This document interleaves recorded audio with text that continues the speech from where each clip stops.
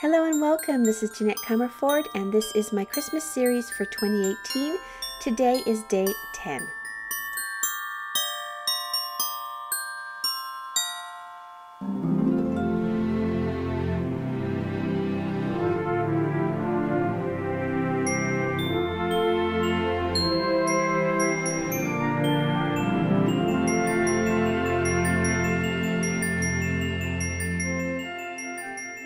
Today's project is a Christmas card, and I've added an interactive component to it so that when you pull the slider, it looks like the little fairy is flying across the sky in amongst the clouds.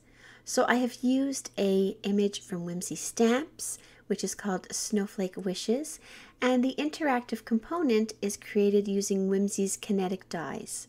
So first we're going to do the coloration of this sweet image. I stamped her on Nina cardstock, which is a smooth white cardstock, and I used Memento Tuxedo black ink to do so. And now I'm coloring the image with my Copic markers.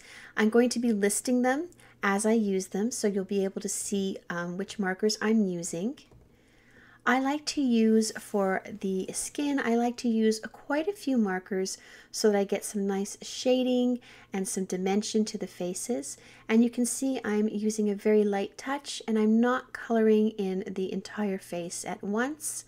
I like to leave the areas that I want to be the lightest until the end so that they really do show up quite light. Once everything is nice, I will blend away with my lightest marker. And that's her face complete. I'll do a little bit here on her arm. I think that's the only other piece of skin that's showing on this little fairy. And then we'll move on to her hair. So what I'm going to do is I'm going to take my lightest marker and I'm just going to color the entire head of hair with that marker, and then I'm going to let it dry because I want to draw strands in with my markers, and that works best if you let the markers dry in between. For her skirt, I decided to go with some really sort of pink toned reds. I'm going to be coloring her little jacket in green, so this is going to be a really festive looking outfit. And you'll see that I have a lot of red markers there because I really wanted to create some depth with the coloration so that you can really see where there's pleats and folds in the skirt. Red is a really tough color to work with, no matter what medium you're using, at least in my experience. Watercoloring, painting, Copic markers, red is the color that will bleed the most, that you have the most trouble with. So when you're working with red, when you're coloring with Copic markers, be careful, because whereas with other colors, if you go outside the lines a little bit, it's easy to push in the color with the colorless blender. With reds, it's a little bit more tricky, and also it does tend to sort of bleed out the lines if you oversaturate the paper.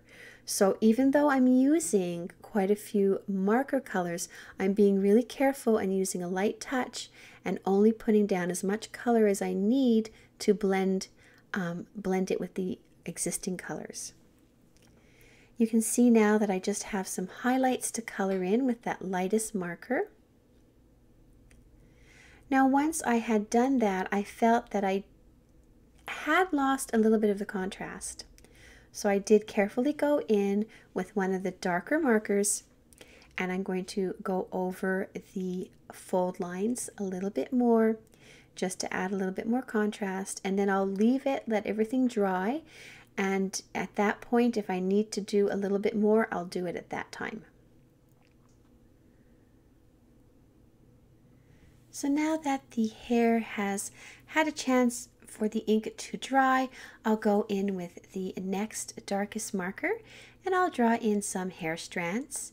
And again, I'm going to let that dry before I move on to my final color. I'm going to work on the little jacket now.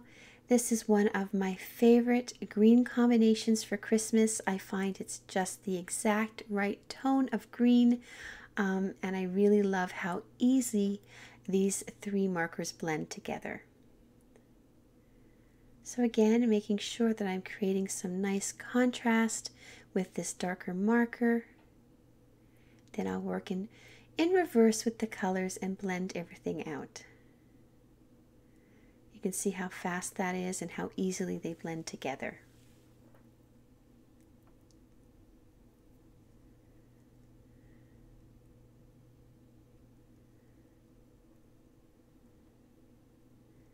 Just going back in a little bit more with that darker marker, just adding a touch more of the darkness. And now I'll do the final coloration for her hair.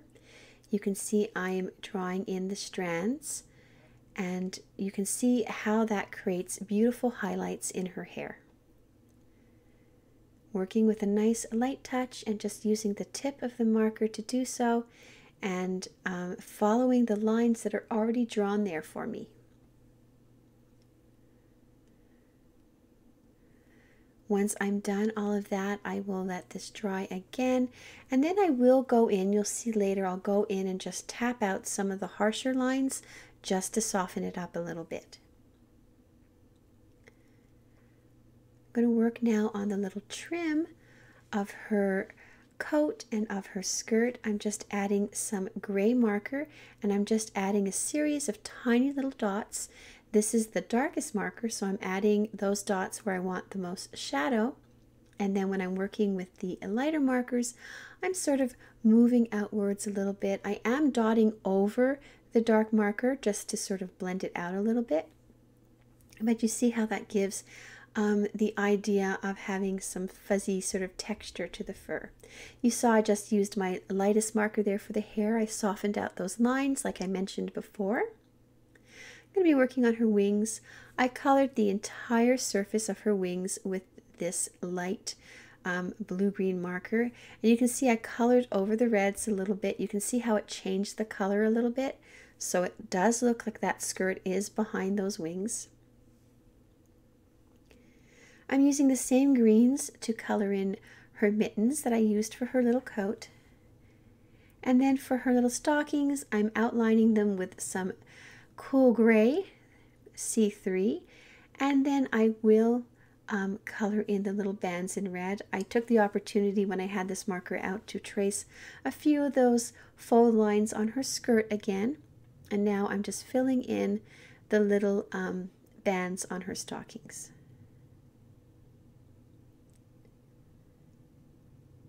I'm going to take a darker blue-green marker now and just add a little bit of depth of coloration to those wings, as well as to the little snowflakes in her wand and in her hair. A little bit of yellow there for the bells. I'm not going to use another marker, it's such a small area, and I will be covering it up with some shimmer later on. A final little tweaking of her hair.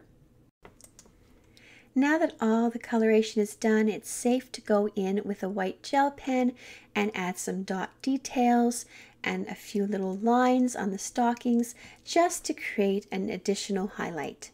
I'm also going to take a gold sparkle pen or shimmer pen and trace the outline of the details on her skirt, as well as color in the bells on her stockings and on the little edges of her coat. This is not really being picked up too well on the camera, but you'll see it in subsequent pictures. You'll see the shimmer. When I cut the image out, I'm going to not cut right against the line of the stamped image. I'm going to leave a little white outline around it. That way I don't lose any of the details of the wand or her wings. I created an A2 size card by cutting a piece of cardstock in half and then scoring it in half. I have a piece of Bristol Strathmore paper, which is also A2 sized, and I am sponging on some Distress Oxide ink in Cracked Pistachio. I'm only sponging about the first 2/3 of the panel because I'm going to be covering up the bottom with the clouds. I'm going to move on to some Blueprint Sketch Distress Oxide ink. I'm going to blend that, building up my color gradually, and then I will blend it out to make sure it's nice and seamless. I needed a little bit more contrast, so now I'm using Distress ink in Chipped Sapphire. And you can see I created a nice blue background. I'm spritzing it with my Distress sprayer, which just contains some water, and then wiping up the excess water with a paper towel, and you can see I get that sort of starry look at the back. I used Whimsy's cloud die to cut out 2 more panels of the Strathmore paper. I inked them with the cracked pistachio, and you can see I've already cut the slider sort of hole or runner on one of the cloud panels. This will be the back panel. I'm adding some foam tape. I'm doubling it up so I get some height. You want to use something that will raise up the panels so that the slider has enough room to freely slide back and forth.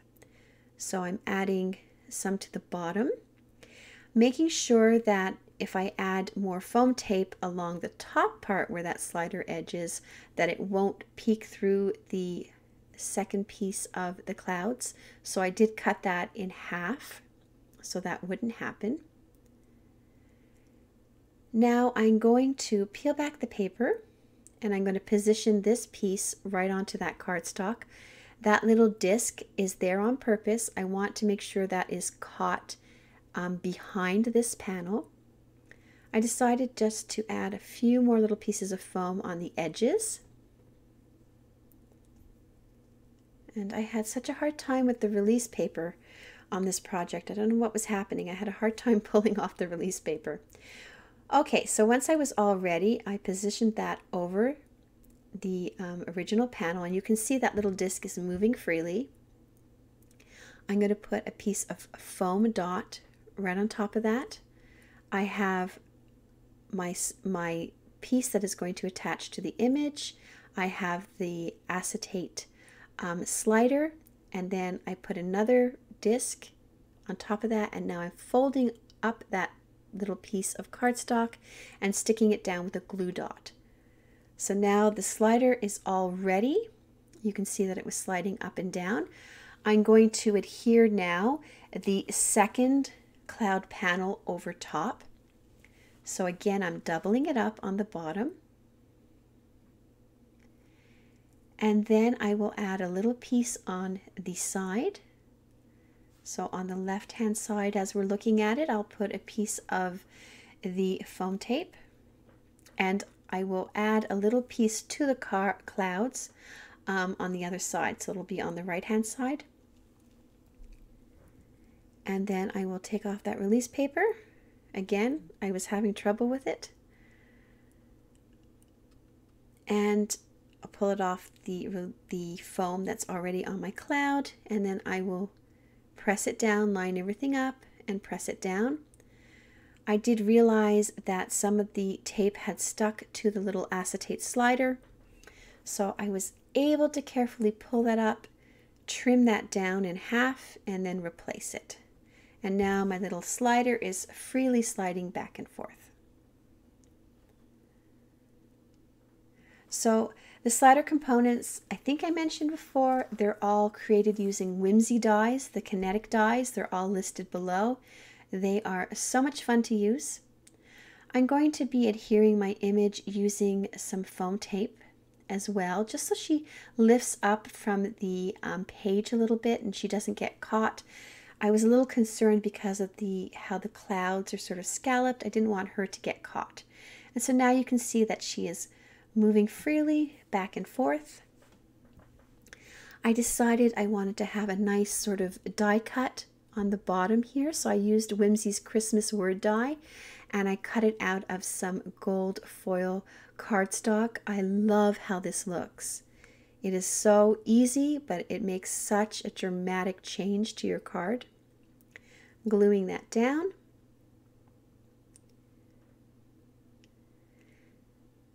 Now I thought I was going to add some of these dots to the sky. I decided not to. I'm going to add some glitter drops, or I think they're called glitter drops, from Nuvo. This is honey gold. And then I'm also using white blizzard. And I'm going to let that dry. Instead of adding those enamel dots, I decided I would add some dots to the sky, some white dots to the sky. It's very subtle, but it does brighten up the sky just a little bit. And I'll just slide her over and do some dots behind her. And I added a few more highlights to her wings.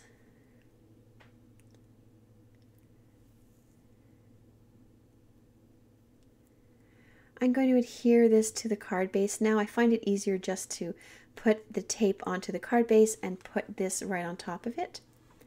I am going to put one of those enamel dots on the acetate slider so that it's a little bit more apparent, that people will notice it, so that they know they can pull that and it will slide. And then the final thing I did was I took some more of that gold foil paper and I cut a star. I felt that there was something missing in that sky, and I decided that a star would look perfect. I am going to tuck the little tip behind the cloud. I think that ties in really nice with the Christmas word die.